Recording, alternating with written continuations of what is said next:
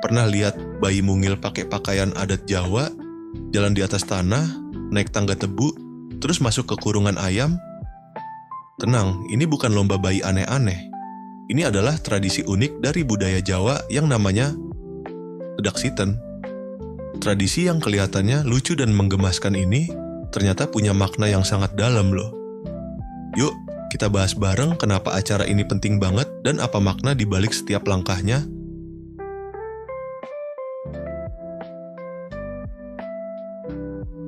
Kita mulai dari sejarahnya dulu. Tedaksiten berasal dari dua kata Jawa, tedak yang artinya turun dan siten yang berarti tanah.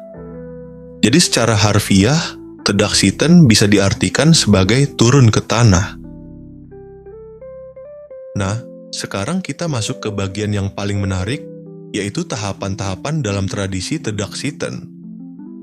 Gak cuma sekadar seru, setiap tahapan ternyata punya makna yang dalam, dan semuanya terhubung satu sama lain. Pertama-tama, bayi akan dibersihkan kakinya terlebih dahulu sebelum menginjakkan kakinya ke tanah. Bayi akan didandani dengan pakaian adat Jawa. Tujuannya adalah agar si bayi dikenalkan pada budayanya sejak dini, sekaligus bentuk penghormatan pada leluhur. Setelah itu, bayi diarahkan untuk menjejakkan kakinya ke tanah atau pasir. Ini adalah simbol bahwa dia telah bersentuhan langsung dengan bumi. Bumi sebagai tempat hidup, tempat belajar, tempat mencari rezeki. Dari sini, bayi diharapkan akan terus membumi, rendah hati, dan bersyukur. Setelah menjejakkan kaki di tanah, bayi akan dituntun untuk berjalan di atas jadah atau makanan dari ketan yang berjumlah 7 warna. Jadah warna-warni ini melambangkan berbagai warna kehidupan yang akan dihadapi sang anak. Dari suka, duka, kebahagiaan, kesedihan, keberhasilan, hingga tantangan. Melangkah di atas jadah ini bermakna harapan agar anak bisa melewati semua lika-liku kehidupannya dengan tegar dan bahagia. Lanjut ke tahap berikutnya, bayi akan naik tangga yang terbuat dari 7 batang tebu. Ini adalah bagian yang paling simbolik. 7 batang ini mewakili jenjang kehidupan yang akan dilalui anak nanti, mulai dari pendidikan dini hingga masa dewasa. Tangga pertama bisa diibaratkan sebagai jenjang PAUD, tempat anak mulai belajar bersosialisasi. Lalu TK, tempat anak mulai mengenal struktur belajar. SD adalah tahap fondasi utama dalam pembentukan karakter. Masuk ke SMP, anak mulai mengalami perubahan emosional dan mencari jati diri. SMA, masa penuh pilihan hidup. Lalu jenjang perguruan tinggi di mana anak belajar mandiri, bertanggung jawab, dan mulai berkontribusi. Terakhir, dunia kerja dan kehidupan dewasa saat anak benar-benar harus menghadapi dunia nyata. Setelah naik tangga, bayi akan dimasukkan ke dalam kurungan ayam. Eits, bukan untuk dikurung beneran ya. Di dalam kurungan itu sudah disiapkan beberapa benda seperti buku, uang, alat musik, dan lain-lain. Bayi dibiarkan memilih salah satunya. Konon, benda yang dipilih bisa jadi petunjuk tentang minat atau profesi sang bayi di masa depan. Tahapan selanjutnya adalah prosesi siraman. Bayi akan disiram dengan air bunga 7 rupa. Ini adalah simbol pembersihan lahir batin, memohon agar sang anak tumbuh dalam kebersihan hati, pikiran, dan perbuatan. Lalu tahap berikutnya, bayi kemudian melakukan ritual menyebar undik-undik, yaitu sejenis uang logam atau biji-bijian kecil yang ditebar ke sekitar. Ini adalah lambang berbagi rezeki. Harapan bahwa kelak anak ini akan menjadi orang yang dermawan dan membawa berkah bagi sekitarnya. Dan terakhir, acara ditutup dengan makan bersama dan berdoa. Ini adalah wujud rasa syukur atas proses tumbuh kembang sang anak, sekaligus mempererat hubungan keluarga dan masyarakat sekitar. Kalau kamu pengen tahu apa aja sih yang dibutuhkan untuk acara tedaksiten ini, yuk kita sebutin satu persatu. Ada tanah atau pasir sebagai media bayi berpijak pertama kali. Lalu jadah 7 warna untuk dilalui bayi. tangga dari 7 batang tebu sebagai simbol perjalanan hidup. Kurungan ayam berisi benda-benda pilihan masa depan. Air bunga untuk prosesi siraman. Undik-undik sebagai lambang rezeki.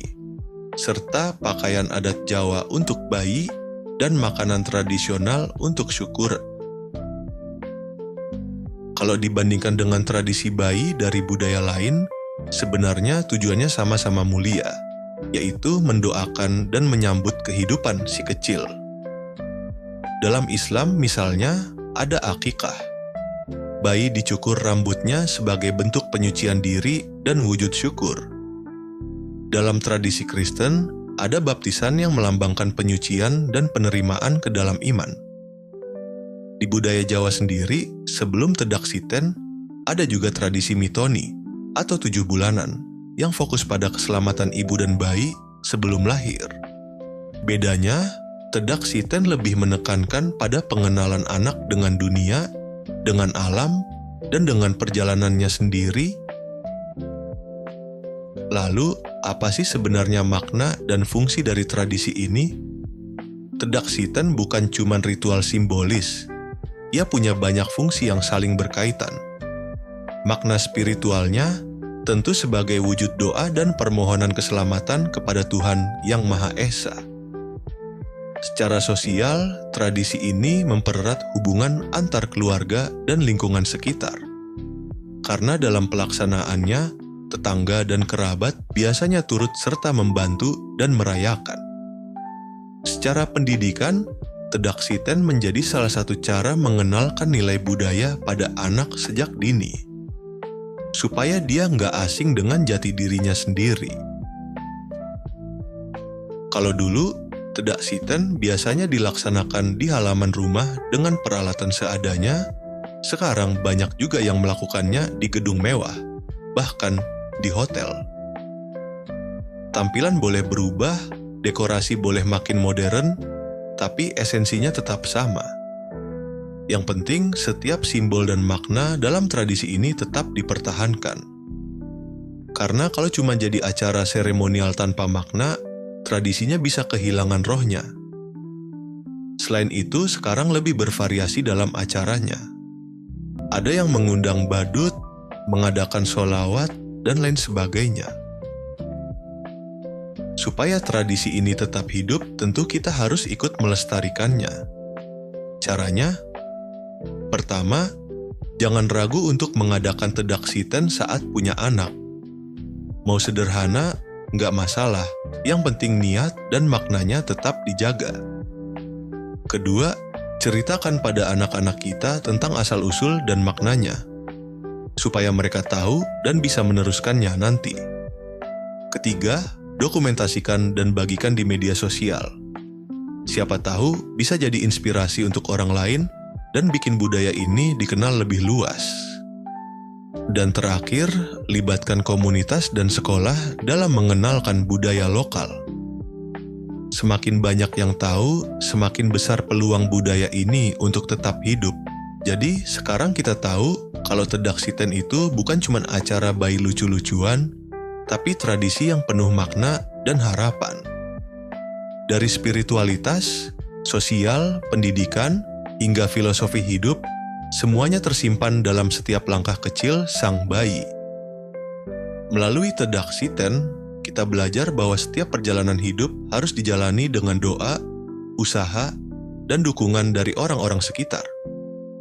Bahwa perjalanan menuju kedewasaan itu penuh warna, penuh tantangan, tapi juga penuh kebahagiaan. Semoga dengan memahami tradisi ini, kita bisa lebih menghargai betapa berharganya warisan budaya yang kita miliki. Budaya yang bukan hanya untuk dikenang, tapi untuk terus dilestarikan, diajarkan, dan dibanggakan. Karena dari setiap tradisi kecil seperti ini, lahir generasi baru yang tahu siapa dirinya, tahu budayanya, dan siap melangkah menghadapi dunia.